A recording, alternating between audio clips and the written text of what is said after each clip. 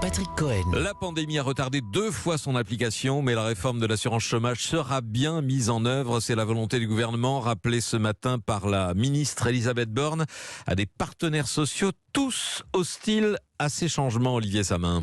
Oui, la réforme entrera bien en vigueur le 1er juillet. En tout cas, sa mesure phare, celle qui modifie le calcul du montant des allocations.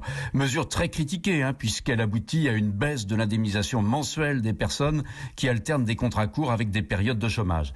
Cette mesure sera donc bien mise en œuvre dès juillet, mais avec un plancher pour éviter des baisses trop fortes d'indemnisation.